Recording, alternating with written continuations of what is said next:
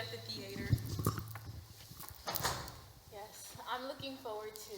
The lights, the cameras, the action. Girl, I was gonna say the music, the actors, and spoken words. Yeah, that too, but a Black History Month in March. Girl, Yes.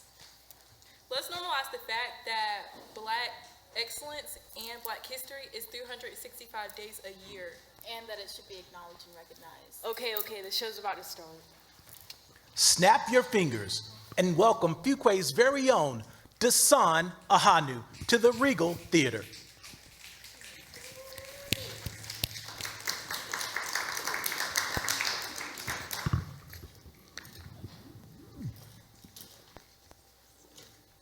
I once sat on a street corner and had a conversation with an angel.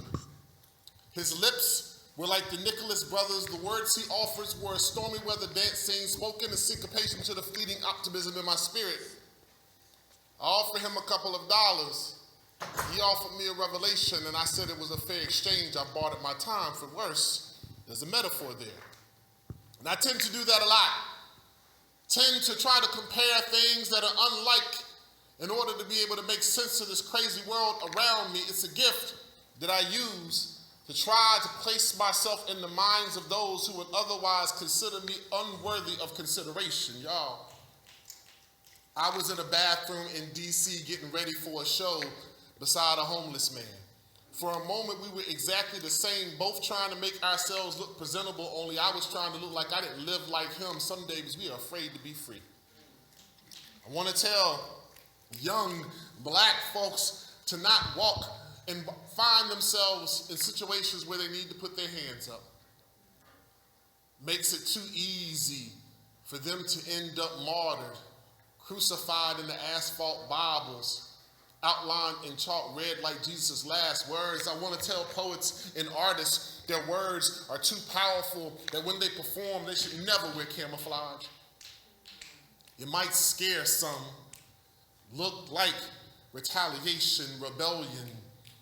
And we've seen how easily those who are fighting for their own liberation can be seen as insurgents. Y'all, I drove into a parking deck with my friends behind me. I went in and passed empty opportunity.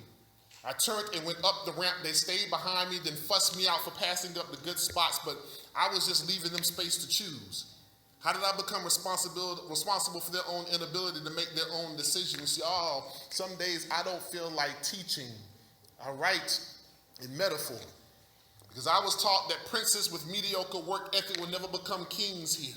So I graffiti bridge God's bruised tears to a red reminder that the night doesn't love us. Don't you understand? I use metaphors as a way to connect, because I met a Black woman who was a teacher. She considered herself a builder. She said she needed something else to build before the high interest loan with the balloon payment at the end foreclosed on her. And I looked in her eyes and recognized what it means to see someone who is trying to do as much as she can before the tumor that she has been fighting takes her away from us. I remember doing a show, and at the end of the performance, a woman walked up to me and said she found the words again. I didn't understand. She said she hadn't written since her father committed suicide. And now she was inspired to put pen to page once more. The next morning, she emailed me the poem she wrote that night. See, she realized that her words were bedtime stories and her father would be the one who was always sleeping. Y'all, I understand that we are all stained glass mosaic, beautifully broken, that everyone considers whole, but never bothers to understand how we got so amazingly beautiful. I write in metaphor because I come from a lineage of folks who were brought over here on ships, bottled like model ships, and watched oppressors pour us like fine wine. In the sports and entertainment, they died in them cotton fields. Their narrative was written in indelible ink, and now we sit and watch as folks airbrush obituaries on white tees, and I wonder if it makes those in power laugh. See, I write in metaphor because there's an unemployment line of insecurities forming on the pages of my notebook, so I social service them back to work in your mind so you know that we all have more work to do. I am the product of the greatest Mary Magdalene that I've ever known, who taught me that my father's absence was just immaculate conception. She saw me turn into the wise man that I am now.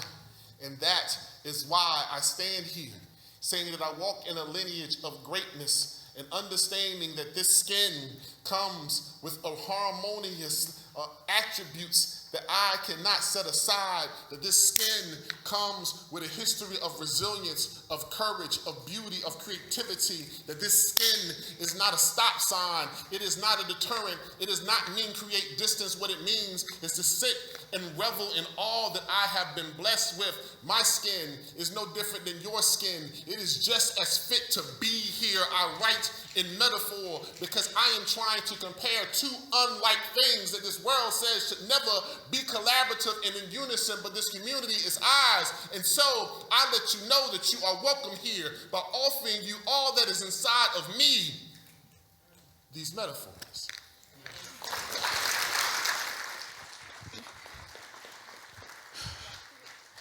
Good evening. The Cultural Arts Society of Fuquay-Varina welcomes you to a night at the theater.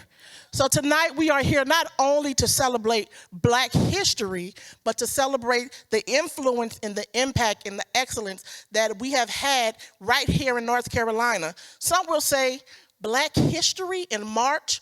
Well, yes, darlings, guess what? Black influence, Black culture, Black excellence is 365 days a year. So I ask you tonight to just enjoy the show through theatrical performances, spoken word, and music. Now we will have a word from our very own Mayor Blake Massengill. Thank you.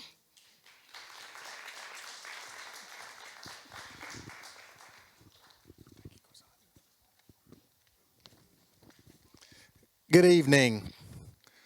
What an honor to be here tonight to celebrate an evening of theater highlighting historic moments in Black history and celebrate Black excellence through music and spoken word. I am Blake Massengill, and I am the mayor of Fuquay-Varina. In January, the weather kept us from celebrating the annual Reverend Dr. Martin Luther King Jr. event together. And I'm heartened that the Cultural Arts Society of Fuquay-Varina has planned this event to coincide on the heels of Black History Month. In February, I signed a Black History Month proclamation. It was the first in more than 20 years. This year, in celebration of Black History Month, working with the alumni of both Fuquay Consolidated School and Fuquay Springs High School, the town was able to place historic markers honoring the significant contributions both schools have made to our community. I like to read the town's Black History Month proclamation from this past February. Whereas each year, Black History Month is observed in February, and whereas the origins of Black History Month date back to 1915 when Dr. Carter G. Woodson founded the organization known today as the Association for the Study of African American Life and History. And whereas during Black History Month, we celebrate the many achievements and contributions made by African Americans to our economic, cultural, spiritual, and political development. And whereas the town of Fuquay-Varina continues to work toward becoming an inclusive community in which all citizens, past, present, and future, are respected and recognized for their contributions and potential contributions to our community. And whereas the town of Fuquay-Varina is proud to honor the history and contributions of African Americans in our community throughout our state and nation. Now therefore, I, Blake Massengill, Mayor of the town of Fuquay-Varina, do hereby proclaim February 2022 as Black History Month and encourage all citizens to celebrate our diverse heritage and culture and continue our efforts to create a world that is more just, peaceful, and prosperous for all. The reality is that every day Black history is made. Tonight, in this very art center, Black history will be made. My friend and colleague Bill Harris will play the trumpet tonight. We all know how great of a musician he is. I've spoken before. It is my vision to work with leaders in our community to continue to find meaningful ways to honor the history and contributions of African Americans in our community. Tonight's show is a wonderful example of exactly what is envisioned for our community. I want to thank the Cultural Arts Society of Fuquay-Varina for the hard work on this evening. And now, on to the celebration. Have a good time.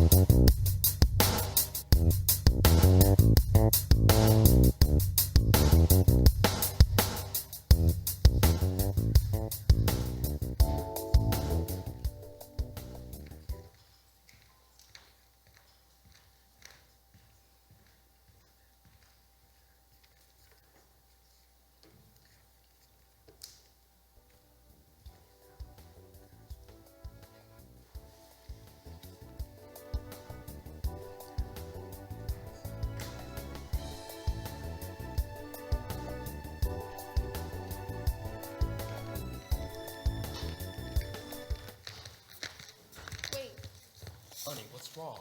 what if we don't get the loan? Don't think like that. We must stay optimistic. How can I be optimistic? We have the resources, we have the credit, yet we've been denied at the last 3 banks. It'll be different. Different? You said that at the last bank. Yes, different. Listen, Durham is just the mecca for black success. Here, I just got a really good feeling. I don't. Good afternoon. Welcome to Mechanics and Farmers Bank. How can I help you all today? Yes, good afternoon. I would like to apply for a loan. Now, would that be an actual home loan or a business loan? It'll be a home loan. Do you actually have any proof of income? Yes, I do have proof of income. Have you actually found a house that you want to purchase? No, not yet. We haven't. All these questions before we even get the application, let's go. They can't help us. Ma'am, I'm only asking because there's some communities, as you can see here, that there's covenants where Negroes can actually buy a home. Well, we can actually help you with your loan. Really? Yes, we actually can, absolutely. We also recommend that the Hayti district actually have areas where we can connect you and actually get you in front of an insurance agent, such as NC Mutual Life Insurance, to discuss some of these home loans. But wait right here while I get my mortgage banker to actually discuss that with you. See, I told you I had a really good feeling. If I had a dime for every instance we attempted to pinch pennies, there would be no need to rub nickels in these close quarters. Evidence of the power of the dollar that makes the world go round, but if you notice in that trivial pursuit, rarely do they bank on us. And why is that? Is our value not more than the coins found in cushions to support others' nest eggs? We are the gems that our forefathers pawned in order to borrow from Peter, still left them appalled, and that was after the prophets. No matter how you diversify it, they never wanted to leave us alone. And the price had to be paid in blood. The bombs bursting in air, credited to their moral bankruptcy. And I never understood that exchange. Our wealth at the expense of their supremacy. That's why I don't barter with barbarians, because even back then, they wanted to take control of the people's capital. Collateral damage, including the withdrawn in tax, and yes, we've kept the receipts. On those IOUs, liberty should be listed at the top, but when you have resiliency on reserve, there's no need for you to be up in arms about handouts unless you are attempting to unleash the ashes of Tulsa, smear it on rosewood, mix with the grains of salt of Wilmington, setting adrift towards Coafax and Atlantic. Then you could ask the question, who the hell is responsible for those accounts? But now it's time to revise a couple of those checks and balances, shall we? From Hayti to Brewster Place, our stocks have risen. Black dollar appraised amongst this division as we now boss up and reject the scholarship of their miseducation. That Black Wall Street anthem is blurring through those storefronts. Beyond the hashtags and slogans, we watch the generational wealth grow from the strange fruit they attempted to feed us, no longer filled with blues or color purples, but imagine Sealy as an LLC as Newbie sees the opportunity to invest overseas and abroad. ownership, or whatever sails the new frontier, make sure that your eyes stay fixated on that newly established enterprise of holy ground. Yeah, we never skated through life, but baby, did we move to the rhythm of that hustle. Whew. The sound of that grind. The silent alarm that awakened us from a life no longer confined to a 9 to 5 or the 1st and 15, we call that the daily fiasco. Mobilizing this monopoly as we drop jewels in that community chest, order our way to the boardwalk, and right at the Ivy Leagues. Now that's major. Now that's major. Now that's major. It's always been about class. Hence the reason why we commenced to be students of the game, from backroom hooch to fruit stands, tax preparation to fish fries, writers and designers, bottom dollar to top shelf, take a toast on that financial freedom, no longer standing behind the bars. Are you out of pocket yet? Well, you should be, because that's the only way that you realize this loose change no longer makes sense to us.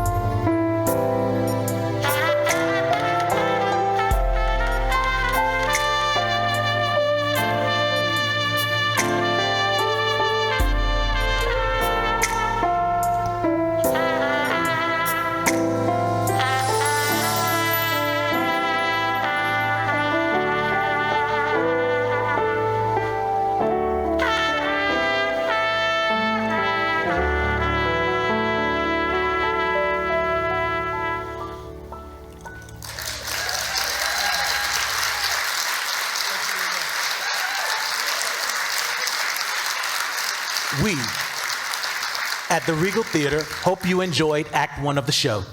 This show is made possible by our sponsors. After a message from our sponsors, followed by a Cultural Arts Society of Fuquay-Varina presentation by Ms. Marion Tucker, please enjoy a brief musical interlude by Ms. Kimberley Michelle before Act 2.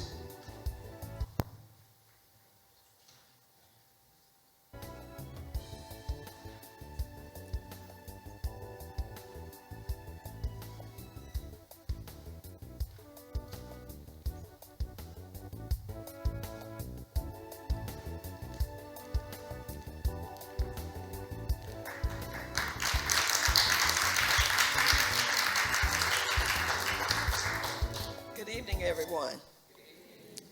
You know, once in a while there is a visionary who has creative thoughts that you never thought that they would have. You never think about it. You never think about just exactly how beneficial to the community those thoughts and suggestions that person may have are going to be. Back in 2003, one evening, I was at home and I was asked to come and participate in a meeting, a committee meeting. So I went to the meeting, and lo and behold, who should be at the meeting but the individual standing next to me, someone I had grown up with during the years. His sister and I were in the same class, and he was behind us a few years. But in any case, he had been to Dunn along with the Mayor Byrne, and they had talked about a program celebrating the life works of Dr. Martin Luther King. So standing before you tonight is an individual that we want to credit with the implementation of the Cultural Arts Society, the founder, Mr. John Romer Burt Jr. We are presenting him this plaque as the founder. We're thanking him for his creative path, his inspiration, and his wisdom, because it has been so beneficial to this community for us to begin to pull together from a diversity standpoint, all of us who benefit from the life works of Dr. King and other individuals. So with that being said, let me present this to Mr. Burt with our appreciation.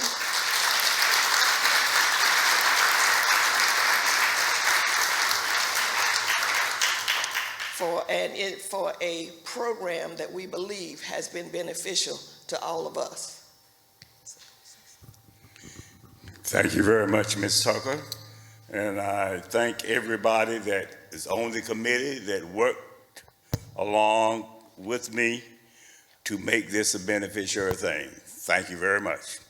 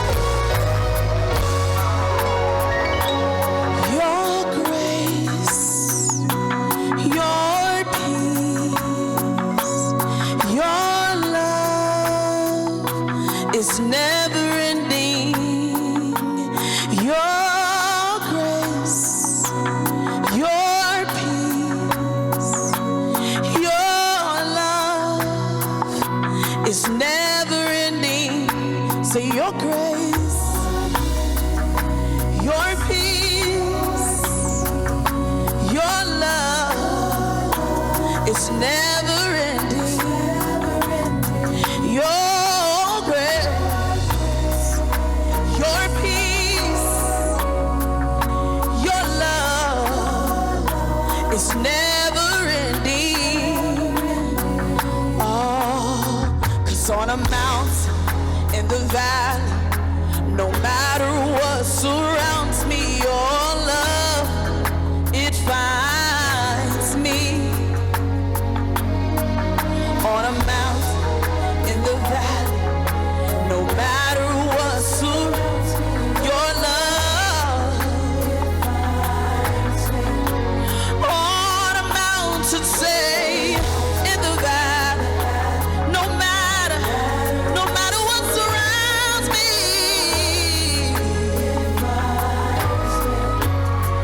Oh, your peace, your love is never ending. See your grace, your peace for me, God, and your love is never ending. Your grace is sufficient for me. Your peace, God, and your love is never ending. Your grace, God, your peace for me. It's an amazing, amazing, amazing love. It's never ending. If you're grateful, lift your hands and say, in the valley, no matter what you're facing today, no matter what's going on around you, I guarantee you that his love, hey, on a mountainside, in the valley, no matter what's going on, I know a love that's gonna find you.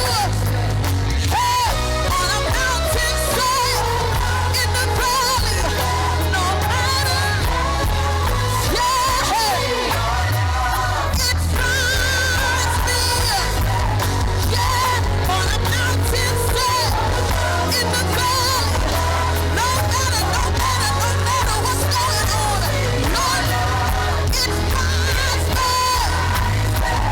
Yeah, your love keeps finding me.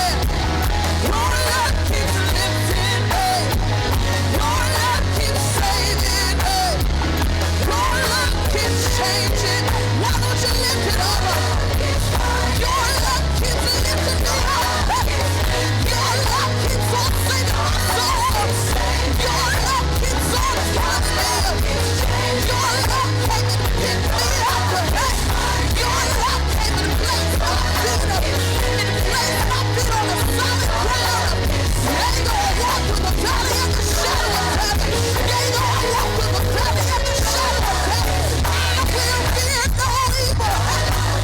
I will fear no evil. I will fear no evil. Yes, God, your love keeps on. It keeps on. It keeps on. It keeps on. It keeps on. It keeps on. Your love. Yes, God, we love you today. We glorify you. We bless your name. We glorify you. We thank you for keeping us. We thank you for protecting us. We thank you. Hallelujah. Hallelujah. In the valley, no matter what's going on, no matter what's going on, no matter what comes against us, your love, your love, your love, your love, your love, your love. Thank you so much.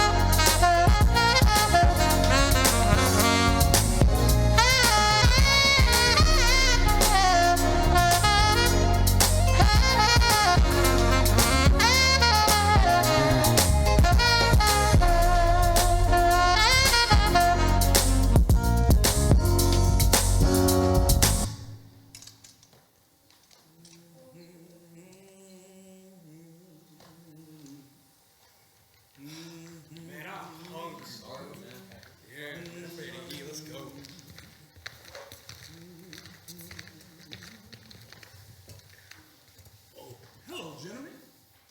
Can I start you with some drinks? We know what we want. Okay, well go ahead. Burger, fries, ice water for me. I'll take a burger, fries, and a Coke. Same. Okay, sure, I'll be right back. Who are those dudes? Bro, I don't know. Church deacon? Nah, probably an 80s singing group. You know, back in their performance wear suits. Hey man, who are they? The Greensboro Four? I told y'all, a singing group. No.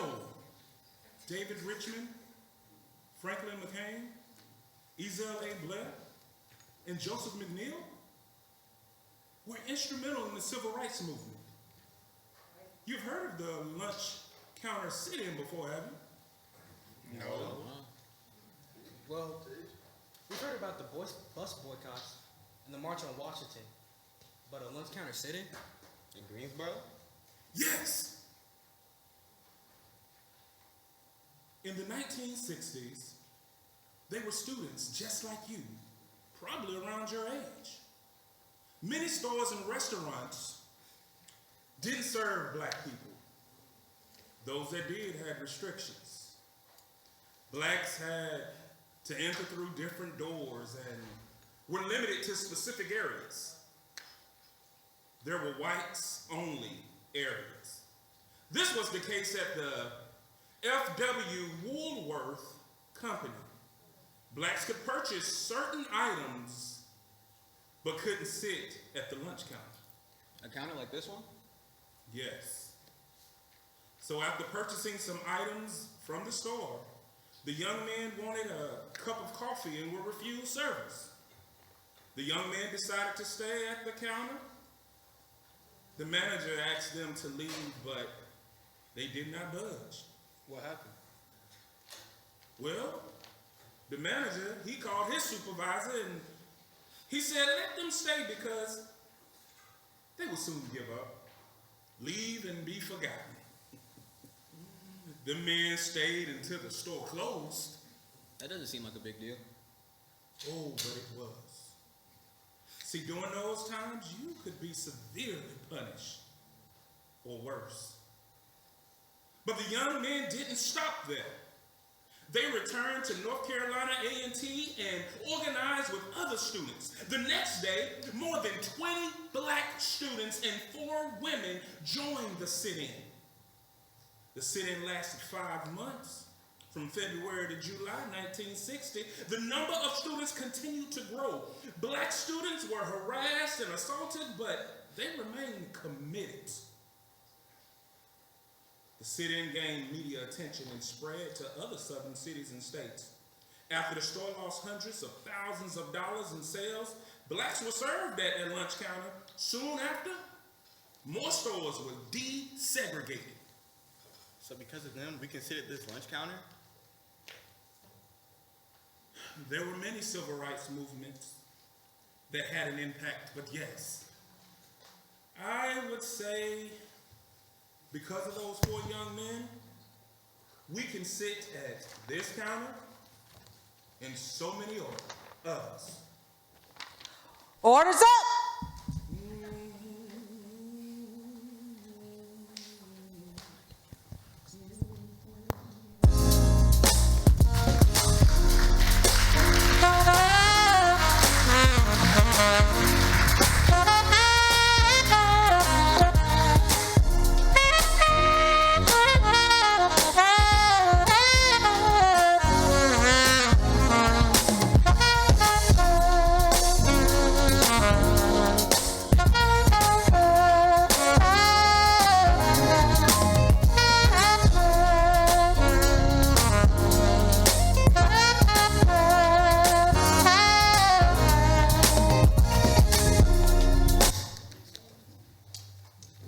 I wonder if Wakanda has a ghetto.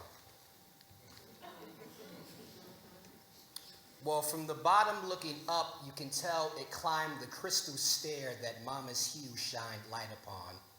You know, the one that illuminates the corner of Beale and the mountaintop where those patents were given to hidden figures once they reached the crown's height. When you measure the distance between Queens and space, it opens up vacancies at the Hotel Lorraine, and we no longer have to worry about losing a king.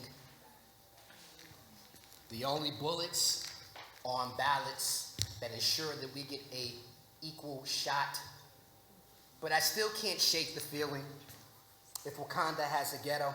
Because from the bottom looking up, we were always on par with uncaged birdies, straightened up and flied right through the squawks of Jim Crow. Flocks of white sheets was nothing more than us attempting to rinse our mind of the dirty laundry, hanging out to dry on ropes never exposed to our first of kin. Swing low as we chip away at rock bottoms, revealing that pick cotton was not the fabric of our life. Instead, it was the stars that blanketed, carefully selected by Pickers Guild, spangling any banner so that we can now sing on key. Due to the fact that the creation of rock and roll was credited to its proper composers, I guess you can announce that we have left the building blocks, no longer serving as the stages for auctions, bids, not pronounced in courtrooms to punctuate bias synthesis. That's how Master's race was won when we followed in the footsteps of runaways leading to our emancipation. That was the birthright to be able to construct these blueprints of a utopia. Making sure that services were rendered.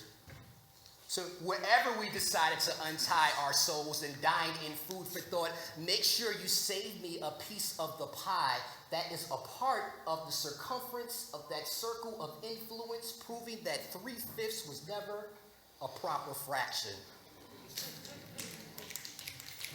Eviscerating the premature deaths so that we can sing the elongated narratives of our ancestors, being delivered by copper tones of golden standards, and that monolithic vision being blinded by the sight of our technicolor canvases. How about cribs being the footstools of young prodigies to sit in thrones as they become enlightened by sermons of Trinity's cubes inside the mimosas that we sit when we tell them you can keep your Eden. The grass is greener on the other side of that garden, not projects. That helps me to be able to fantasize about one day venturing to a Wakanda that doesn't have a ghetto, because I am tired of looking at the top from the bottom.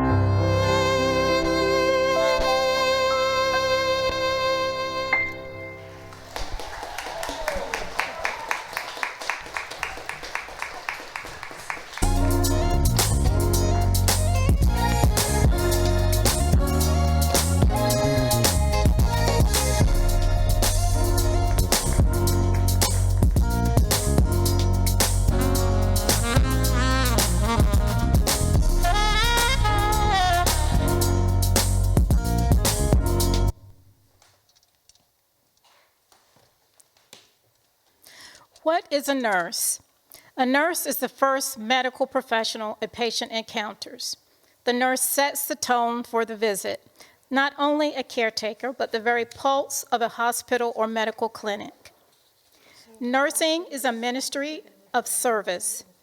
During a period of history where medical resources were limited for African Americans, Ms. Sarah Hunter, founder of St. Agnes Hospital, understood the assignment. With limited funding, St. Agnes Hospital opened its doors in October 1896 in the home of Robert B. Sutton, the third principal of what we now know as St. Augustine University. St. Agnes was named in memory of Mrs. Agnes Collins, the wife of philanthropist I.L. Collins, located at 1315 Oakwood Avenue in Raleigh, North Carolina. St. Agnes was one of the first medical centers and nurse training schools for Black people in the country. During its inception, the hospital accommodated 20 patient beds and had 10 nurses. In its first 6 months, and with the use of basic medical equipment, the hospital treated 52 patients. Despite financial challenges, St. Agnes changed the medical landscape of Raleigh. As the only well-equipped hospital to serve the Black community between Washington and New Orleans, St. Agnes became known as the healing place. Although the hospital experienced a fire in the 1900s and required major renovations, in 1905, a 3.5-story building was constructed with the help of students manually laying the stones. Once completed, the new landmark housed 75 patient beds, an operating space, a wing for the nursing school, and the living quarters for the nurses. It is estimated that over 500 nurses trained and 80 physicians completed their residency programs at St. Agnes Hospital. St. Agnes is more than a hospital. It is embedded in the fabric of the medical profession and academia. It is our history. As we celebrate Women's History this month, please acknowledge the women who paved the way, like Ms. Sarah Hunter, Ms. Marie Louise Burgess, the first head nurse at St. Agnes, and all the unnamed nurses who sacrificed their time and at times their lives to save ours. To our nurses, we salute you.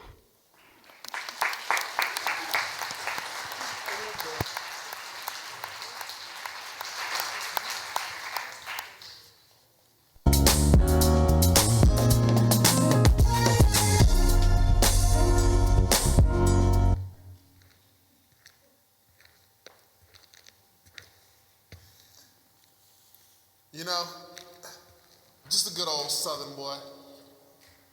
Tall glass of Southern comfort. A poem off the tongue of a chap-lift soothsayer with buck teeth chomping at the bit to tell you that ink spills like oil by the hand that put it there. So don't make your page an ocean and mine a congressman's daughter's trust fund when both pages are filled by the same crude inspiration. Do not paint our impact as popular, it is purpose.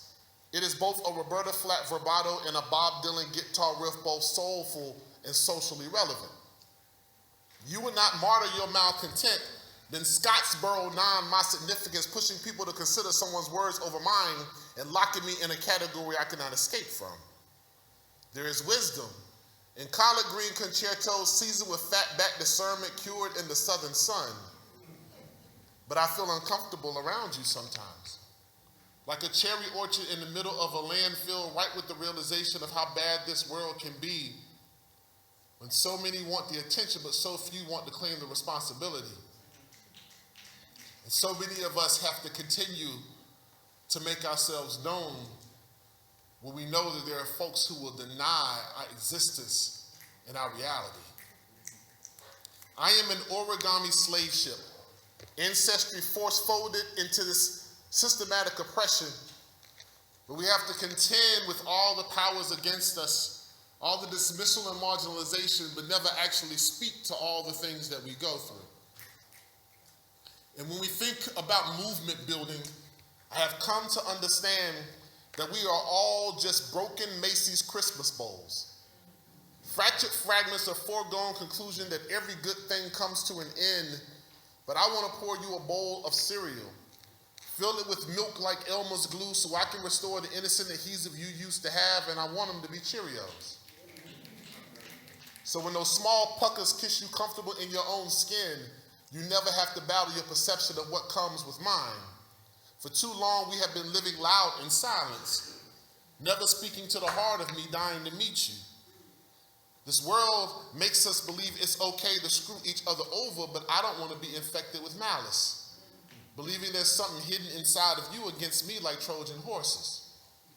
So I find myself coming up with excuses like Oxycontin trying to temper my disgust and swallow my pride when the sun rises like morning after pill so I don't birth any conflict, but you know, I've had enough. I have decided to let my pen fight. I have nicknamed it Emiliana Zapata because it is better to spit on your feet than live on your knees, and y'all, I am a sycamore. With metaphors like strange fruit dangling from my tongue, the label Southern Black Poet around my neck like an albatross, but I know the legacy I walk in, I know the tradition I move in, I know the heritage I create in, and in that I grow wiser and I grow stronger. I am Lena Horne's Raspy Revolution. I am Josephine Baker's underappreciated brilliance. I am Henrietta Lacks' unintended consequence. I am the keys of Thelonious Monk. I am the horn of John Coltrane. I am the tragic mulatto that continued to win awards until Hallie had to accept hers. I am the Saturday night at the juke joint, and I am the sermon on Sunday mornings. I am those who marched across that bridge, to those who marched in Washington, those who worked so hard and were forgotten, from SNCC to the Panthers. I am Lauryn Hill's misunderstood insanity and Dave Chappelle's radical refusal. I am Obama and Michelle's brilliance. I am Oprah on every front cover of each one of those magazines. I am Ginsberg's Late Night Indulgence and Norman Rockwell's perfectly painted paradox. I am everything and anything that I want to be. I am here. We have been here. We are rich and beautiful in everything we have given this place. And I just want you to understand that all we are is a poem, just like you.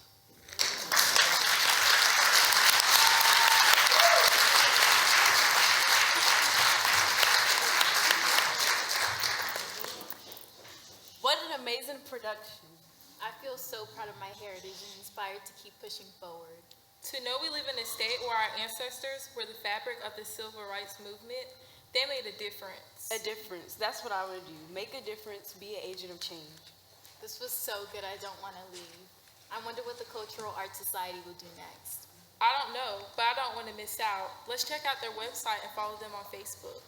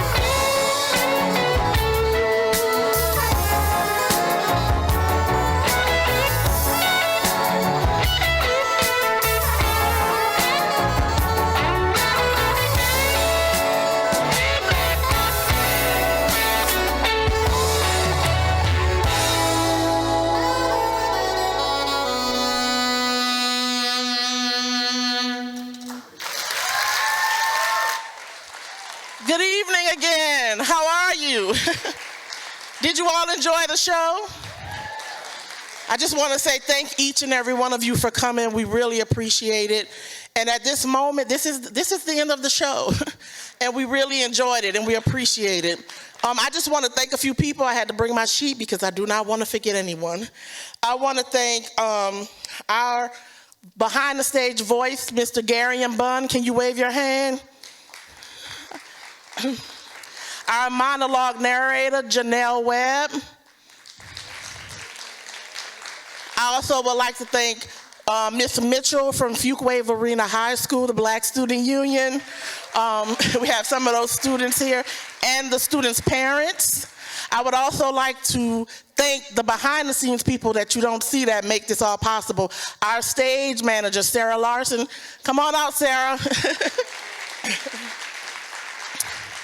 She is one of the board members of the Cultural Arts Society of Fuquay-Varina.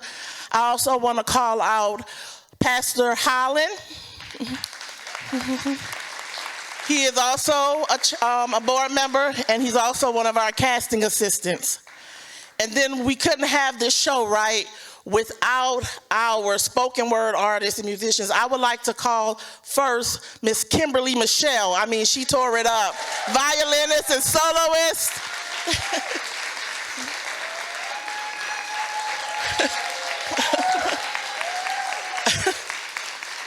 Spoken word artist D.S. Will.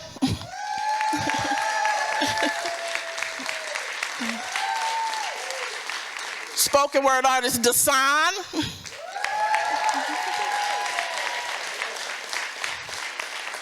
Commissioner Bill Harris on the trumpets.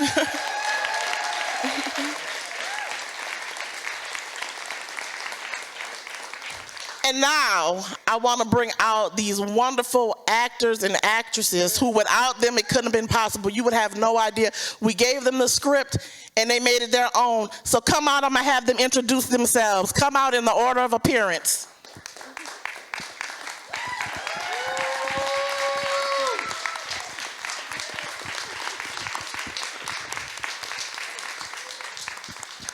We are the Black Student Union of Fuquay-Varina High School. My name is Bree, and I'm the junior representative. My name is Zaria, and I'm sophomore representative. My name is Jakari Hardison. My name's Kaden, and I'm the social media rep. Hi, everybody. I'm Kyle Martin. I'm a Fuquay native and with Haas Entertainment. Hello, my name is Jordan Bass. I'm a freshman at Wake Tech. My name is LaShawn Smith, and I go to Fuquay-Varina High School. Hello, my name is Kendall. I go to Wake Christian Academy, and I'm a senior in high school. Hello, my name is Donovan. I'm in the 8th grade, and I'm homeschooled. I would also like to thank our saxophonist and behind-the-scenes music player, Tony Chambers. Banker 1, Alexander Flowers,